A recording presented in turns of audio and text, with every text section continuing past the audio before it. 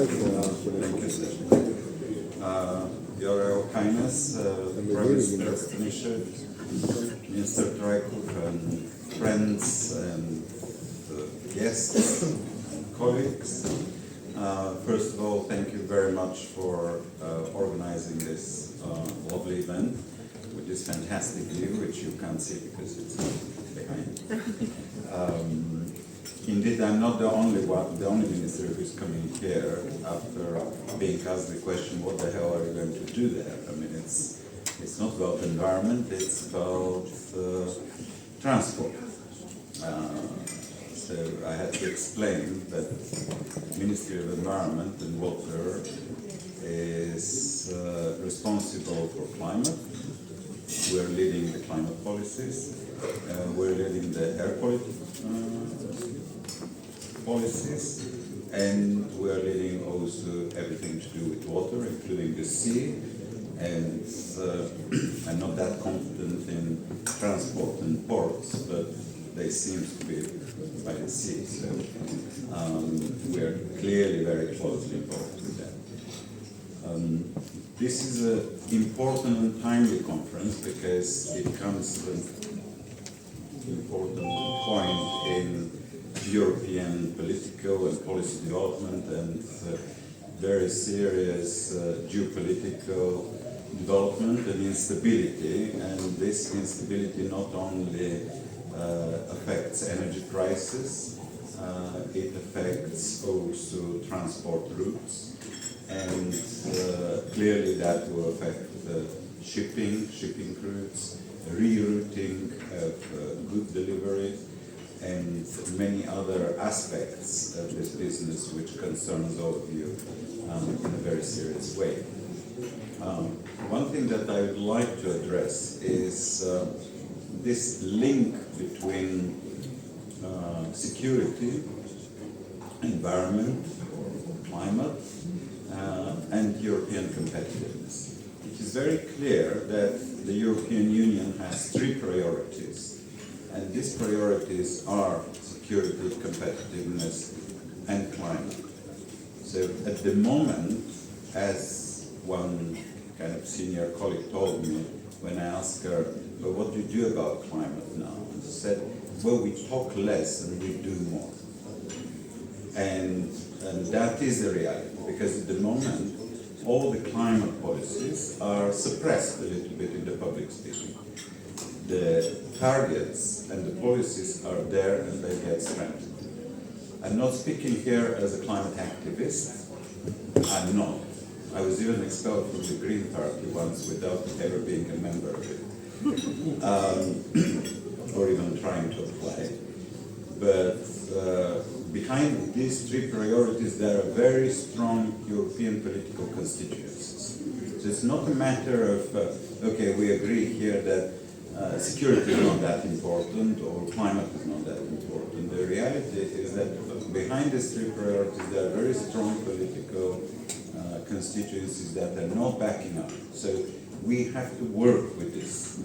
If we want to be realistic, if we want to move forward, we have to work with these three priorities and understand how they synergize or link together. The interesting thing about the security and defense technologies that we are seeing, sadly, in the brutal war in Ukraine, is that there is a rapid change in defense technology. What we're seeing in Iran is also very interesting and rapid change in defense technologies. Defense technologies are starting to link very much with the low carbon technologies. Not because soldiers are particularly interested in climate or climate mitigation, just because electrification, autonomy of vehicles, whether they're drones or any other autonomous vehicles on the ground or in the sea, are proving much more efficient than the large military technologies. the sky of Ukraine is completely blocked for Russian planes. They have 4,200. Not because of bigger air force of Ukraine, but because of a much more efficient electricity-based, or what I call electrification of war. It's the same in the Navy. The Russian Navy is totally blocked, and they, one-third of it is on the bottom of the sea, and the other two-thirds are not daring even leave ports, simply because of technology that is electrified, highly efficient, much more modern, linked to satellites and drones. So, and I wonder in this context how to link the change, the rapid change in defense technologies and security with the title of the conference, which includes circular and it includes green. And I think the circularity and the green and low carbon are not just greenwashing of the debate, but they're very, very important technological points that it would be very interesting to discuss.